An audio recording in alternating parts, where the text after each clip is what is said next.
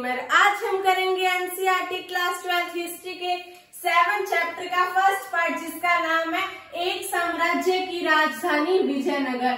तो इसमें एक शब्द आया विजयनगर, इससे आपको पता चल रहा होगा कि विजयनगर क्या है, एक साम्राज्य है। तो अगर हम विजयनगर की बात करें तो इसका अर्थ है, यानी कि इसका मतलब है विजय का शहर। इसका मतलब है जीता हुआ शहर या जीता हुआ नगर कौन सा है, विजयनगर।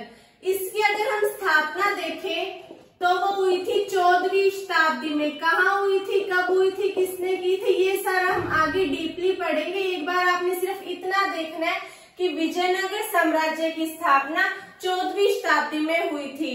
ये उत्तर में कृष्णा नदी से लेकर सुदूर दक्षिण तक फैला हुआ है,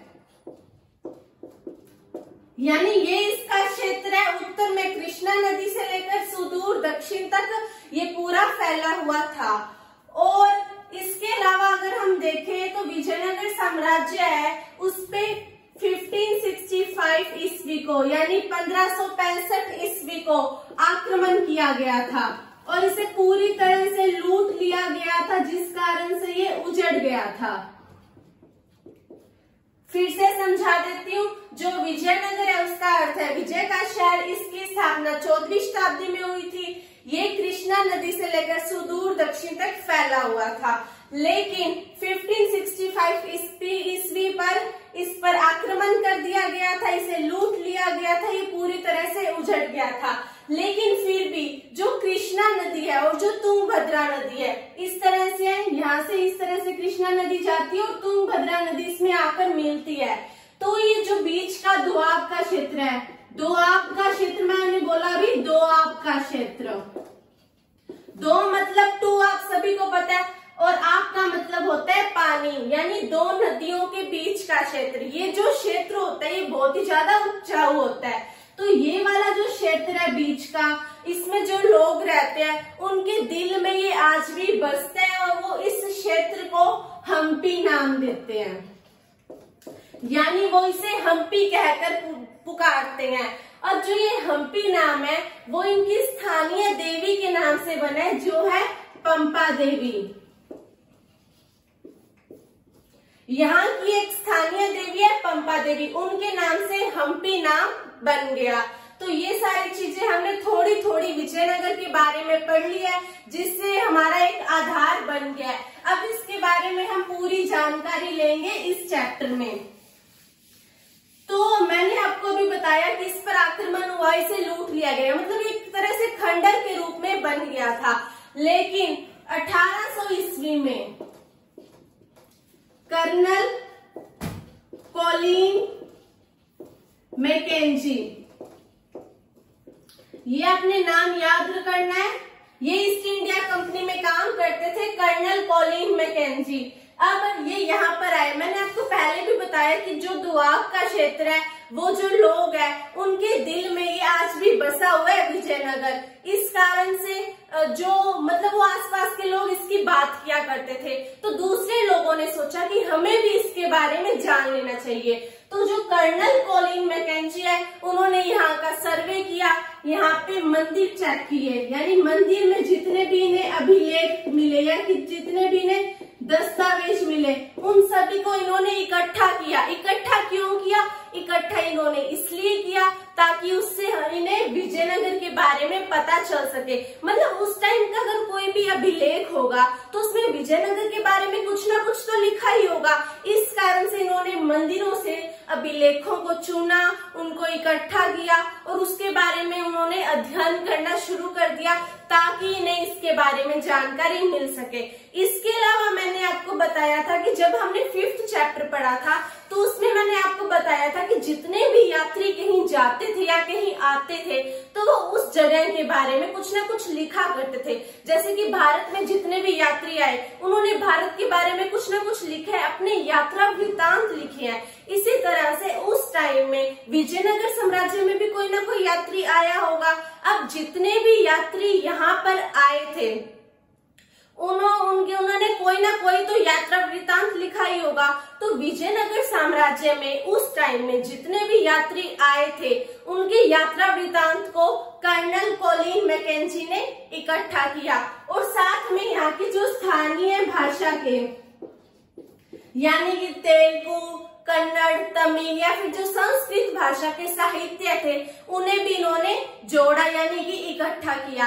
अब इन्होंने एक तरफ इन्होंने पढ़ा यात्रा वृतांत को, यानी जितने भी यात्री यहाँ पर आए थे उन्होंने जो कुछ लिखा था उन सभी को इन्होंने पढ़ना शुरू कर दिया, और दूसरी तरफ इन्होंने पढ़ा यहाँ की स्थानीय साहित्य को, स्थानीय अभिलेख को, जो कि कन्नड़, तमिल, संस्कृत, तेलुगु भाषा में लिखे हुए थे। अब इन दोनों को इन्होंने मैच किया, यानी कि इन दोनों का इन्होंने मिलान किया कि इनमें क्या चीज सेम है, क्या चीज सेम नहीं है। इससे इनको क्या फायदा हुआ? इससे इनको ये फायदा हुआ कि इन्हें विजयनगर साम्राज्य के बारे में थोड़ी थोड़ी जानकारी मिलना शुरू हो गई थी। तो ये इसमें आपने ये पॉइंट अच्छी तरह से याद करना है कर्नल कॉलिन मैकेंजी का। ये ईस्ट इंडिया कंपनी में काम करते थे। अब मैं बात करती हूँ विजयनगर साम्राज्य की। तो जो विजयनगर साम्राज्य, इसकी स्थापना हुई थी 1336 ईस्वी में, 1336 ईस्वी में इसकी स्थापना हुई थी। इसकी स्थापना दो भाइयों ने की थी। उनके नाम भी आपने याद करने हैं। पहले का नाम है हरिहर और दूसरा है बुक्का। फिर से समझा देती हूँ, विजयनगर साम्राज्य की स्थापना 1336 ईस्वी में हुई थी और दो भाइयों ने की थी, हरिहर ने और बुक्का ने की थी। अब मैंने आपको बताया कि विजयनगर साम्राज्य था वो कृष्णा नदी से लेकर सुदूर दक्षिण तक फैला हुआ था, लेकिन उनके आसपास का क्षेत्र था वहां पर किसी और राजा का शासन था। मतलब कोई इतना बड़ा एरिया है, अगर उसके इतने से पार्ट पर किसी और व्यक्ति का शासन है, तो ये जो बाकी बचा हुआ एरिया है उस पे किसी ना किसी का तो शासन होगा, वहां पर कोई ना कोई तो राजा होगा। इसी तरह से जो विजयनगर साम्राज्य था वो तो छोटे से एरिया में था, उसके अलावा और भी बहुत सारे शासक थे। तो उन शासकों के साथ विजयनगर के साम्राज्य के जो भी शासक थे उनके साथ इनका संघर्ष चलता रहता था, युद्ध की स्थिति बनी रहती थी, क्योंकि कोई भी शासक है वो ये चाहेगा कि दूसरे के अंडर में जितना भी एरिया आता है वो उसका खुद का हो जाए, यानी वो उसे युद्ध के द्वारा हरा दे और उस एरिया को, उस क्षेत्र को वो अपना बना ले। इस कारण से जो दक्कन के सुल्तान है या फिर जो उड़ीसा के गजपति है यानी कि जो हाथी है उनके स्वामी, उनके साथ उनका संघर्ष चलता रहता था, उनके साथ युद्ध की स्थिति हमेशा बनी रहती थी। और विजयनगर साम्राज्य के जो शासक है वो अपने आप को राय कहना पसंद करते थे, वो अपने आप को राय कहलाते थे। अब कहीं भी राय लिखा हुआ जाए तो आपने ये समझना है कि वो विजयनगर साम्राज्य के शासक के लिए प्रयोग में लाया गया है, इतना आपने यहाँ पे ध्यान रखना है। और जो ये विजयनगर साम्राज्य के शासक थे इन्हें एक उपाधि भी दी गई थी, नरपति। नरपति का अर्थ है लोगों के स्वामी। फिर से समझा देती हूँ, जो विजयनगर साम्राज्य के शासक है वो अपने आप को राय कहलाना पसंद करते थे और इन्हें एक संज्ञा भी दी गई थी, नरपति। नरपति का अर्थ है लोगों के स्वामी। अब अगर आपने इससे पहले की हिस्ट्री पढ़ी हुई है तो आपको पता होगा कि तमिलनाडु में चोलों का शासन था और कर्नाटक में होयसलों का शासन था। ये आपको मतलब आपने प्रीवियस क्लास में पढ़ा होगा कि चोल और होशियाल के बारे में आपने थोड़ी सी जानकारी उनके बारे में आपको होगी। तो उन्होंने क्या किया था, बृहदेश्वर और चनकेश्वर, इन दोनों मंदिरों को या फिर यहाँ पे जितने भी स्थानीय मंदिर पाए जाते थे उन्हें वो शासक संरक्षण दिया करते थे। चोल थे वो भी संरक्षण देते थे या फिर होशियार थे वो भी संरक्षण दिया करते थे। तो ऐसा ही विजयनगर साम्राज्य के शासकों ने किया। विजयनगर साम्राज्य के शासकों ने भी इनको संरक्षण देना शुरू कर दिया। पहले जो चोल थे वो भी संरक्षण देते थे, मतलब उनकी जो परंपरा चलती आ रही थी वही विजयनगर साम्राज्य के शासकों ने उस परंपरा को अपनाया और इन्हें संरक्षण देना शुरू कर दिया। अब मैंने आपको पहले बताया था कि इनके आसपास के राजाओं के साथ या आसपास के शासकों के साथ संघर्ष की या युद्ध की स्थिति बनी रहती थी। तो जो घोड़े थे यानी कि जो अश्व थे वो युद्ध में एक इम्पोर्टेंट रोल यानी कि एक महत्वपूर्ण भूमिका निभाया करते थे। युद्ध में घोड़ों का एक बहुत ही ज्यादा इम्पोर्टेंट स्थान हुआ करता था। अब यहाँ के जो घोड़े थे वो तो इतने अच्छे नहीं होंगे या यहाँ पे होंगे नहीं, तो वो मध्य एशिया या फिर अरब के इलाके से, मध्य एशिया से या फिर अरब के इलाके से वो अच्छी नस्ल के घोड़े मंगवाया करते थे, अच्छी नस्ल के घोड़े खरीदा करते थे या उन्हें आयात करवाया करते थे। कौन कराते थे? दक्कन के राजा हो गए या फिर जो उड़ीसा के गजपति है या फिर जो विजयनगर साम्राज्य के शासक है, वो सारे अच्छी नस्ल के घोड़े मध्य एशिया से या फिर अरब के इलाके से मंगवाया करते थे।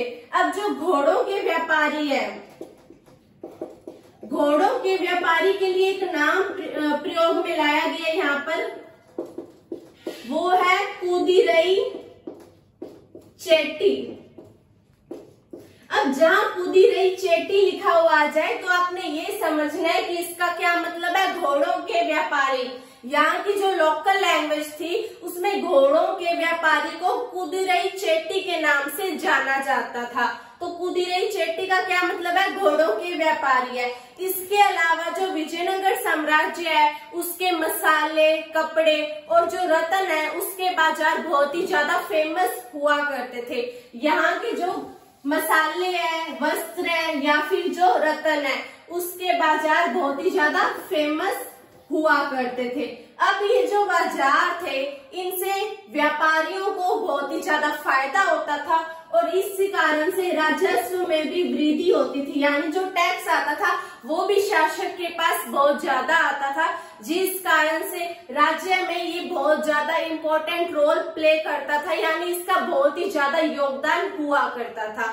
तो अब हम पढ़ेंगे सिर्फ इतना ही। ये जो विजयनगर साम्राज्य है उसका हमारे पास एक आधार बनकर तैयार हो चुका है। तो मिलते हैं नेक्स्ट वीडियो में, देखने के लिए धन्यवाद। Thank you.